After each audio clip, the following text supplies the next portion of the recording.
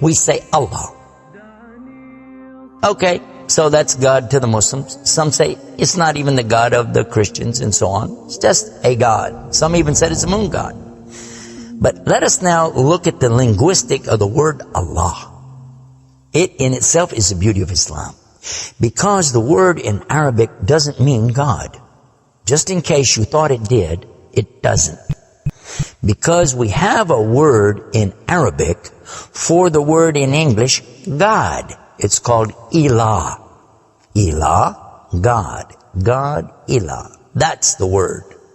But when we speak about the one and only God, the one that's to be worshipped, the God of Adam, the God of Abraham, and the God of Moses, God of Jesus Christ, peace be upon him, and the God of Muhammad, peace be upon him, we're talking about essentially the only God that's worthy to be worshipped. No other God. Now, what would be the proof for this? I realize that we have a lot of detractors who will say, no, it's not true, I don't believe it. Let's get a proof from the English translation of the Bible. That's a good place to start. Around the earth, there are many hotels and motels. And almost every one of them that you go to, there's a drawer beside the bed that when you open it up, you'll find a book in there and you'll take it out. Now, what is that book? And you already know the answer. It's the Bible. It's the Gideon publication of the King James Version of the Bible. The Gideons are very proud of it because they've translated it into so many languages. If you'll turn a few pages right in the beginning, you'll find examples of the translation to Chinese and Korean and into Urdu, the language of Pakistan. You'll find it into Tamil. You'll find it translated into Afrikaans language, which happens to be the first. And the second language translated to is Arabia, Arabic. And there is an example of each one of these languages from the verse in the Gospel of John, chapter 3, verse 16. And you know it very well. For God so loved the world. That's how it begins. And if you look in the Arabic language, the example that they gave in that Bible, it says Allah. Allah. That's what it says. For Allah so loved the world. So if it's not the same God, then why? All over the entire earth, everywhere I go, I find this exact same word being used in the Bible of the Christians. Now you might say, what about the Old Testament? Well, just in case you would like to check it out, you can obtain a copy of this from our website. It's called The Beauties of Islam. Let me spell it out for you. It starts with B, beautiesofislam.com. Go there and see for yourself. The example is right there. Page 1 of the book of Genesis, of the very beginning of the Quran. Page 1 has 17 verses. And there's the word Allah. Alif, Lam, Ha, 17 times. So just as it's the God for the children of Israel in Arabic language, and it's the God for the Arabs who are Christians, it's also the same God for the Muslims. The word is Allah. Why Allah? Why is it important to have this particular word, and why don't we have it in English?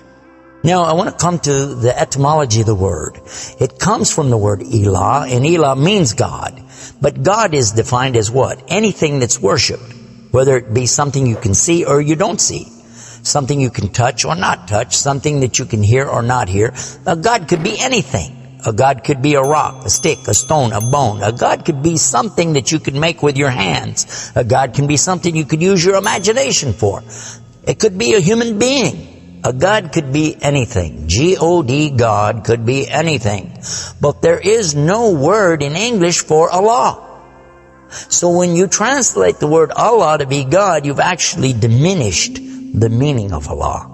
That's why whenever you translate the Bible from English to Arabic, you need to use the word Allah instead of God with a big G, which now gives us a clue to the problem. In the English language, they only have one word, God. little G-O-D. It means something worshipped. It could be idols, images, pictures, statues. It could be human beings. It could be anything. This is God's, little G-O-D-S. But when you mean the God, you have to capitalize the G. You have to make a big G.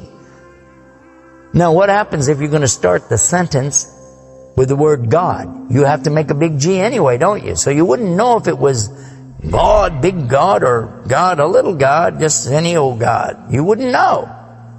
Also, whenever you're speaking to someone, they can't see the letters. So when you say God, which God? What God are you talking about? In Arabic, though, it's clear. When you say Ilah, okay, he's talking about a God.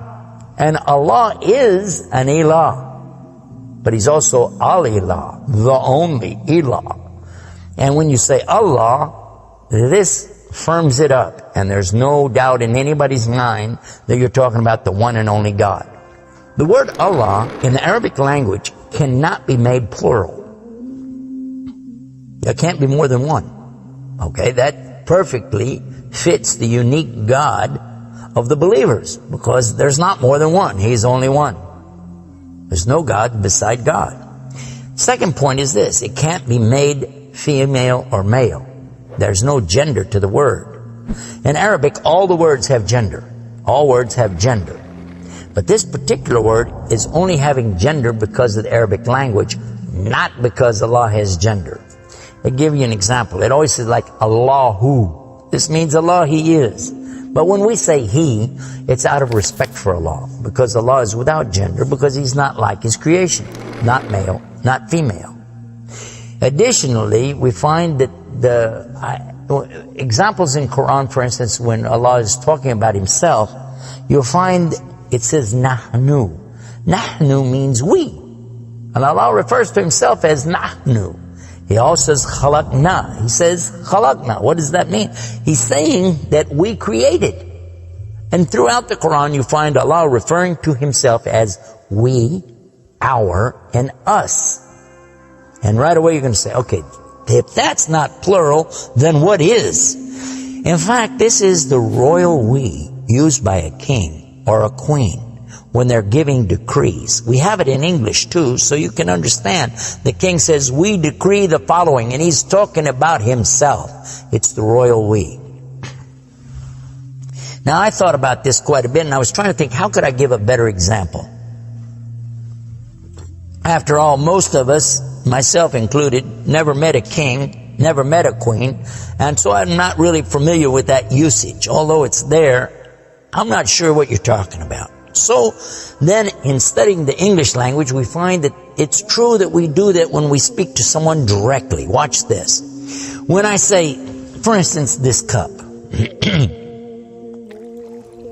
Okay. I would say, this is a cup. This is a cup of tea. I would say, this book is. I would say, those artifacts are. Those are. This is. These are. So I'm saying is and are. Did you catch this now? These things are. This is. Now when I speak to a human being, how do I do this? Well, I will say, you guys, all of you are. All of you are. A-R-E. But when I speak to somebody directly, do I say you is or you are? I will say you are. Why? Simply because this is the respect, honor, and dignity that I'm giving. There's no plural there. When I say to you, you are my friend. You are a lovely person. But why am I saying are? Why aren't I saying is? You is my friend. You is a lovely person. You'll say, man, this guy doesn't know English language. And in fact, that's how we can understand this usage of we and our when Allah is talking about Himself. This is the same as when I say I. I don't say I is, I say I am. And again, it's to show the, not plural, but rather the specific nobility, dignity, and honor that you give to the one who's speaking about himself and to the one he's speaking to. And in the same way, that's exactly what Allah is doing when He says nahnu and khalaqna and other examples throughout the Quran. So now what we've learned is that Allah's name itself is the perfect name for Allah. It is something that is so fantastic to describe who He is and who He isn't. The one and only God. There is none other like Him, nothing like unto Him, Allah, and at the same time, the dignity, the royalty, the honor that's due Him is contained in His name. Not like anything else, not male, not female, and yet He is the all Allah, the only God.